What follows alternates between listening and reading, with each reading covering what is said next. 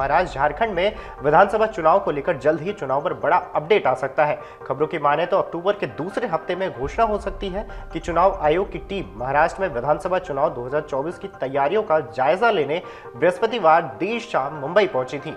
महाराष्ट्र के दौरे पर पहुंचे मुख्य चुनाव आयुक्त राजीव कुमार के नेतृत्व में चुनाव आयुक्त ज्ञानेश कुमार, सुखबीर सिंह संधू के साथ लगभग 12 अधिकारियों का दल है। आयोग अगले दिन यानी कि अगले 2 दिन तक राज्य में चुनावी तैयारियों की समीक्षा करेगा। बता दें कि महाराष्ट्र विधानसभा का कार्यकाल 26 नवंबर को खत्म हो रहा है। ये भी बता दें कि आयोग अक्टूबर के दूसरे सप्ताह में कभी भी चुनाव की तारीखों का ऐलान भी कर सकता है। संभावना जताई जा रही है कि दोनों राज्यों में नवंबर में एक साथ विधानसभा के चुनाव कराए जा सकते हैं। उल्लेखनीय है कि महाराष्ट्र में पिछली बार अक्टूबर में ही विधानसभा के चुनाव हुए थे। इतना ही नहीं, आपको ये भी बता दें कि महाराष्ट्र दौरे पर चुनाव आयुक्त के अधिकारी राजनीतिक दलों यानी कि परिवर्तन एजेंसियों के प्रतिनिधियों, केंद्रीय अर्धसैनिक बलों के नोडल अधिकारियों, विशेष पुलिस नोडल अधिकारियों, मुख्य चुनाव अधिकारियों, राज्य के मुख्य सचिव, पुलिस महानिदेशक, प्रशासनिक सचिवों और वरिष्ठ पुलिसकर्मियों से मुलाकात करेगा।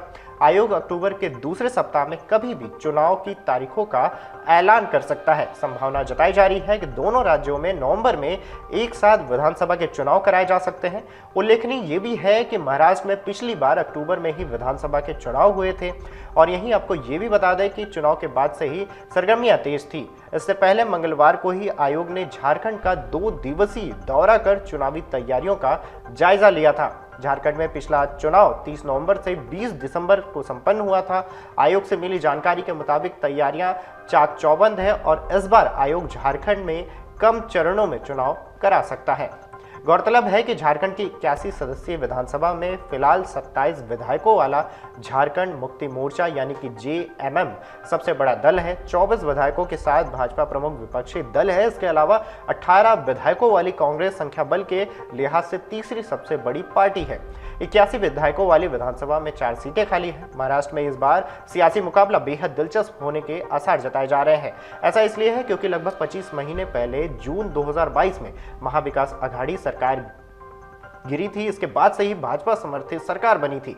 शिवसेना और राष्ट्रवादी कांग्रेस पार्टी के 2 फाड़ होने के बाद राज्य में पहली बार विधानसभा चुनाव होंगे। महाराष्ट्र की 288 सदस्यीय विधानसभा में फिलहाल राष्ट्रीय जनतांत्रिक गठबंधन यानी कि एनडीए की सरकार के पास 202 विधायकों का समर्थन है। वहीं आपको ये भी बता दें कि 102 विधायकों के साथ भाजपा सबसे बड़ी पार्टी है। अजित पवार की अगुवाई वाली राष्ट्रवादी कांग्रेस पार्टी यानी कि एनसीपी के 40 विधायक हैं। एकनाथ शिंदे के नेतृत्व वाले शिवसेना के 18 विधायक हैं। वहीं 14 निर्दलीय विधायकों में भी एनडीए सरकार को समर्थन दिया है। मुख्यमंत्री एकनाथ शिंदे की सरकार को 5 अन्य छोटे दलों का समर्थन भी हासिल है। इसके अलावा विपक्षी खेमे में यानी कि महाविकास आघाड़ी एमवीए में कुल 71 विधायक हैं। विपक्ष में कांग्रेस 37 विधायक के साथ सबसे बड़ी पार्टी है।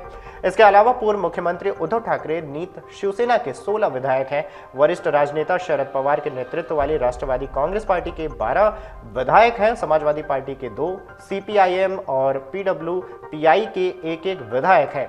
ऑल इंडिया मजलिसे इत्तेहादुल यानी कि मुस्लिमीन एआईएमआईएम के 2 विधायक भी विपक्षी खेमे में हैं। 15 विधानसभा सीट खाली है। बता दें कि उत्तर प्रदेश और पश्चिम बंगाल के बाद देश की तीसरी सबसे बड़ी विधानसभा महाराष्ट्र है। 2019 में हुए पिछले आम चुनाव के बाद महाराष्ट्र और झारखंड में भी मुख्यमंत्री बदलने की नौबत आई। ऐसे में अब दोनों राज्यों के राजनीतिक चौसर पर तमाम जनप्रतिनिधियों की अग्निपरीक्षा होगी।